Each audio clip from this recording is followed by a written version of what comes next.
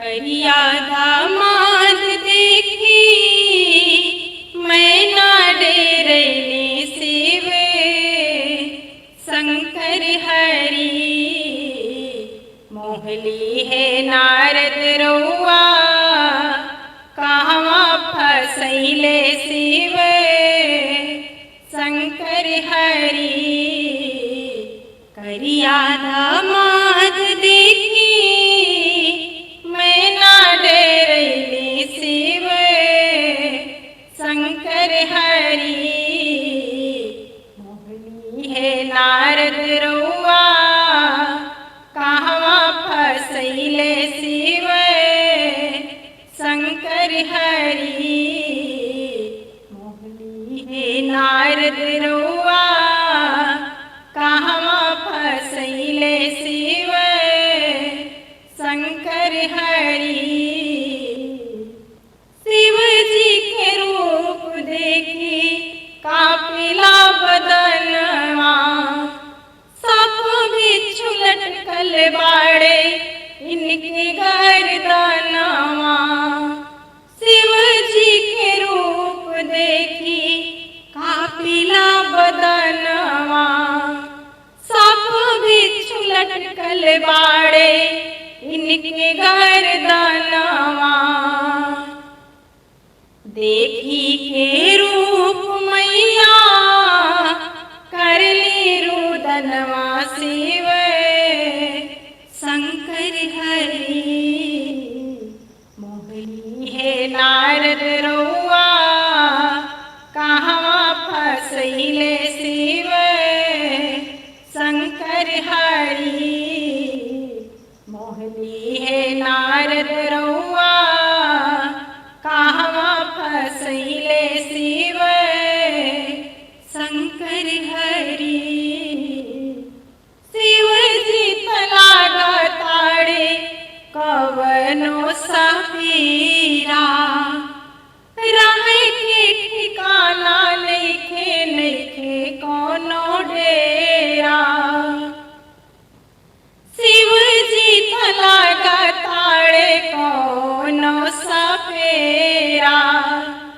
रहे के ठिकाना नइखे नइखे कोनो डेरा कवने जन्म के दाता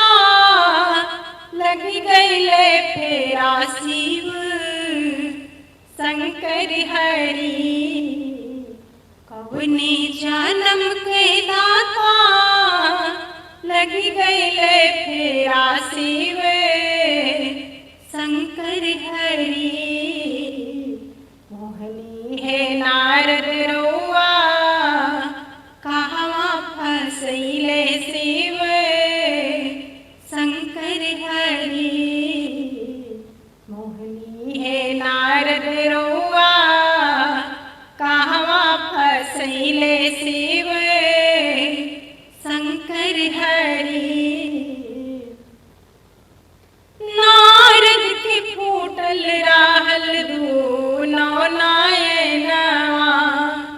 कैसे खोज दिहले हमरे सिया के सजनवा नारद के फूटल रहल दूनो नयनवा कैसे खोज दिहले हमरे गौरा के सजनवा दुल्हा तो लागा ताड़े बूढ़ मारा दनवा शिव शंकर हरि दुल्हा तो लागा ताड़े बूढ़ मारा दनवा शिव शंकर हरि मोहली है नारद रउआ कहवा फसैले शिव शंकर हरि मोहली है नारद रउआ कहवा फसैले शिव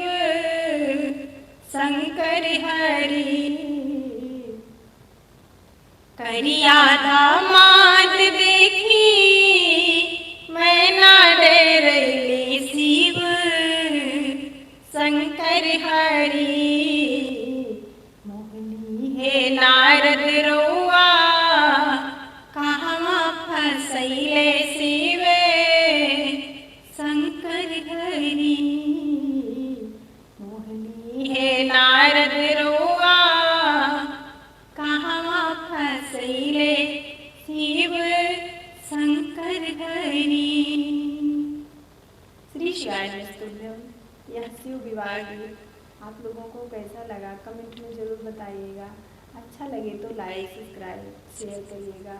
अगली वीडियो में फिर मिलते हैं, तब तक के लिए श्री शिवाय नमस्तुभ्यम। हर हर महादेव।